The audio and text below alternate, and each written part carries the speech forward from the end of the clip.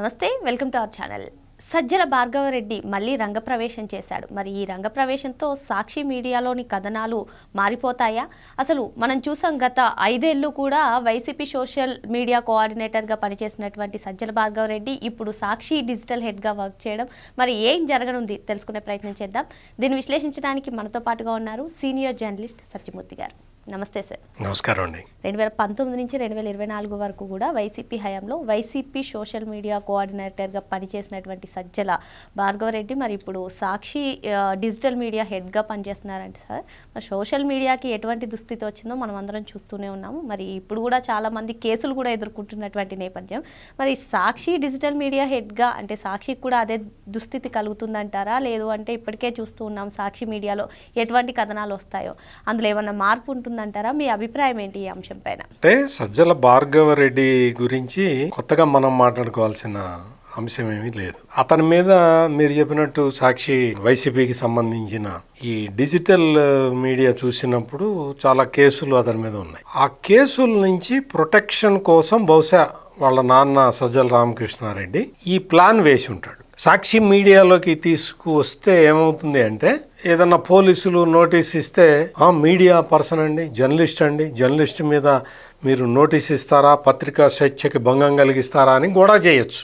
మామూలుగా సజ్జల భార్గవరెడ్డి మామూలు గతంలో చేసిన పోస్ట్నే కనుక చేస్తే ఈ మధ్య బాగా కొంచెం గవర్నమెంట్ కూడా స్ట్రిక్ట్గా ఉంటున్నది కదా. పార్టీ యాక్టివిస్ట్ నుంచి ఇప్పుడు తీసుకొచ్చి అంటే జర్నలిస్టు ముసుగు వేస్తూ ఉన్నాడు అనమాట. అంటే వాళ్ళ నాన్న సజ్జల రామకృష్ణారెడ్డి కూడా జర్నలిస్టు, నాకన్నా 5 ఏళ్ళు సీనియర్.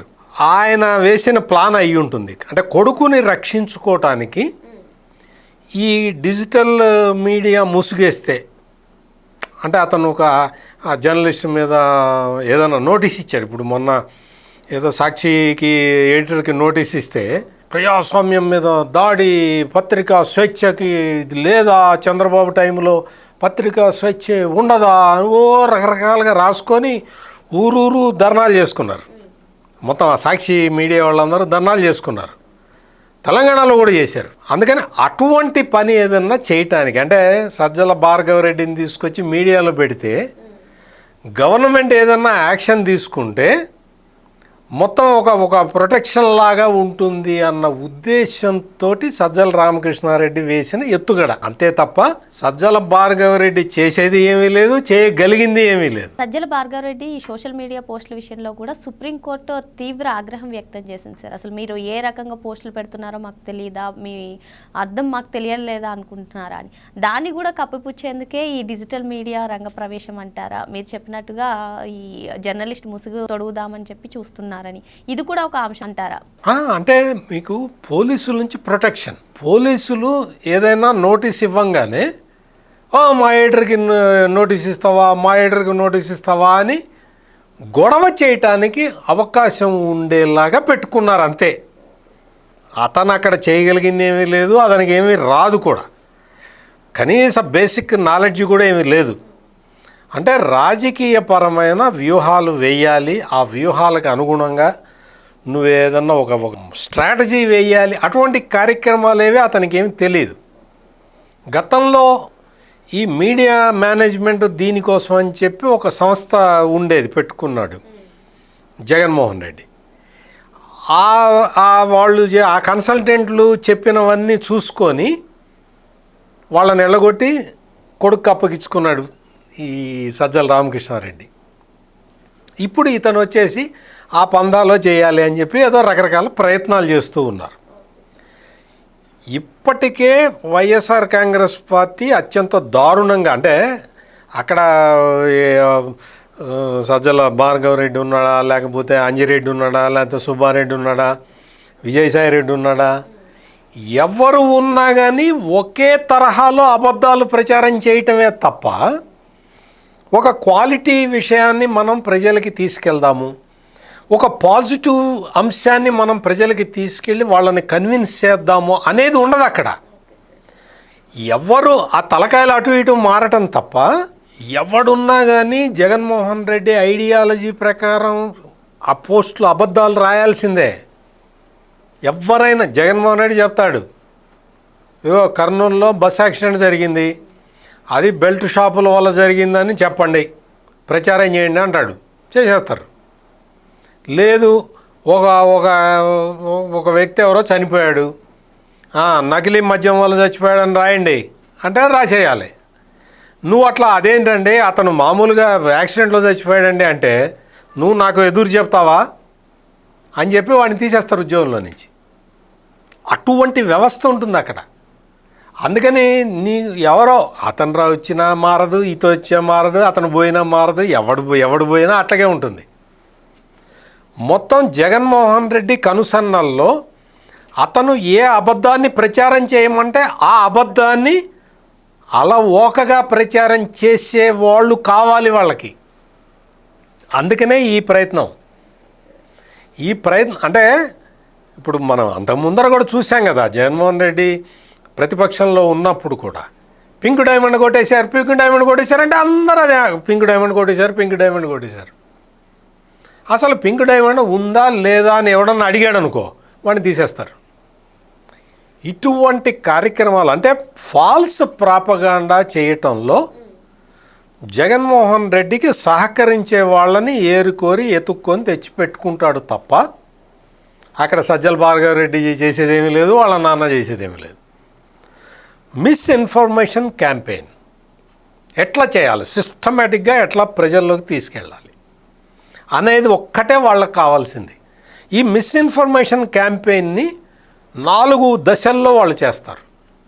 ఒక దశలో ఏంటి అంటే మొత్తం కొంతమంది కొన్ని ఫేక్ అకౌంట్లు, దొంగ అకౌంట్లు ఉన్నాయి సోషల్ మీడియాలో. కొన్ని ఫేస్బుక్లో దొంగ అకౌంట్లు ఉంటాయి, ట్విట్టర్లో దొంగ అకౌంట్లు ఉంటాయి, ఇన్స్టాగ్రామ్లో దొంగ అకౌంట్లు ఉంటాయి. ఈ దొంగ అకౌంట్ల ద్వారా ఈ అసత్య ప్రచారాన్ని మొదలు పెడతారు. మొదలుపెట్టిన తర్వాత ఇది కొంతసేపు అట్లా కంటిన్యూ చేసిన తర్వాత దాన్ని ఏం చేస్తారు అంటే ఈ వైసీపీ నాయకులు మాట్లాడటం మొదలు పెడతారు సోషల్ మీడియాలో. ఆ నెక్స్ట్ ఫేజ్లో ఏం చేస్తారు అంటే దీన్ని సాక్షి పేపర్లో వార్తలాగా రాసుకుంటారు. ఆ తర్వాత ఏం చేస్తారు అంటే సాక్షి పేపర్లో వచ్చిన దాని మీద సాక్షి ఛానల్లో డిబేట్ లాగా పెడతారు. ఆ డిబేట్ని మళ్ళీ సోషల్ మీడియాలో ప్రచారం చేసుకుంటూ ఉంటారు. ఇది మోడస్ ఆపరండి. అంటే ఒక అబద్ధాన్ని 100 సార్లు, 1000 సార్లు, 1,00,000 సార్లు చెబుతూ పోతే ప్రజలు నమ్ముతారు అనే ఒక గుడ్డి నమ్మకంతో పనిచేసే బ్యాచ్ ఇదంతా. అంతే తప్ప వీళ్ళకి లాజిక్ లేదు, రైమ్ అండ్ రిథము ఉండదు. జోగి రమేష్ మీద కేసు పెట్టారు, జోగి రమేష్ మీద అక్రమ కేసు అని రాసుకుంటూ బతుకుతారు. జోగి రమేష్ మీద అక్రమ కేసు అయితే న్యాయమూర్తి రిమాండ్ ఎందుకు పంపిస్తాడు? అక్రమ కేసు అంటే ఏంది, కేసు పెట్టడానికి వీళ్ళే తీసేయండి అంటారు కదా.